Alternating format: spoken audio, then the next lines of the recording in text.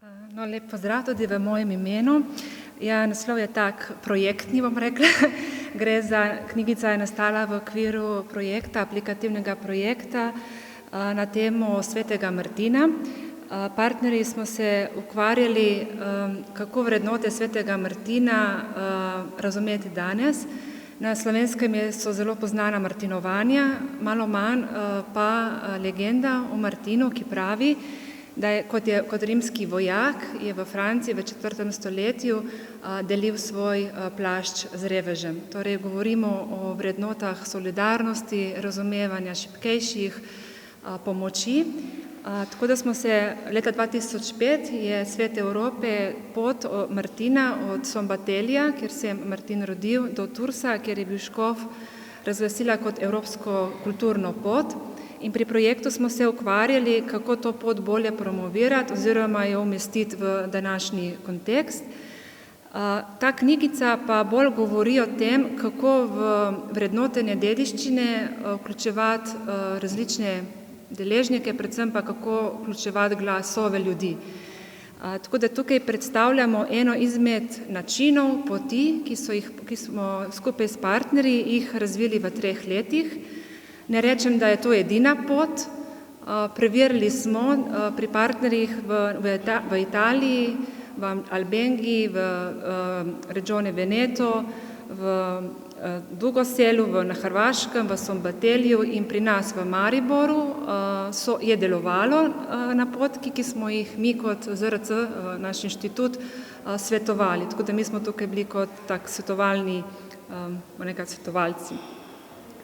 Knjigica je razdeljena na tako 4 dele. Najprej sploh kontekst, kako razumeti dediščino v današnjem globalnem svetu, kaj je kulturna različnost, kaj je dediščina in trajnostni razvoj. Drugi del predstavlja prav, kako razumeti skupnost, kdo so glavni deležniki, kako slišati glasove ljudi. Tretji del se nanaša na kako valorizirati dediščino, kaj je tisto, kar bomo izbrali iz preteklosti, kako tukaj upoštevati, kaj ljudje želijo, in kako to, bom rekla, tržiti, čeprav nimamo radi tega izraza, sploh etnologi, vendar ti projekti evropski kar zahtevajo, da se potem dediščino tudi uporablja v ekonomske namene. Torej, kaj je tisto, da vseeno ljudje se ne bodo počutili opeharjeni, kako vključiti mlade v ta proces in ta kontekst.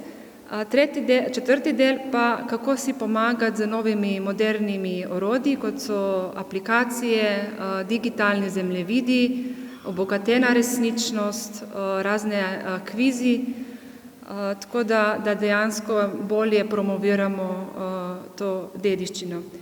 No, kot sem že rekla, je partner pri tem projektu bila tudi občina Maribor in smo tudi potem izdali, bom rekla, kot nek povzetek te študije, in s slovenskimi partnerji smo se odločili, da ta povzetek bomo tudi prevedli v slovenščino, tako da občina Maribor je tudi izdala tako knjižico, priročnik za vrednotenje kulturne dediščine s pomočjo vključevanja lokalne skupnosti, tako da če se boste kaj nagibali v Mariboru, jo boste tam tudi potem dobili nekaj izvode, imamo pa tudi mi.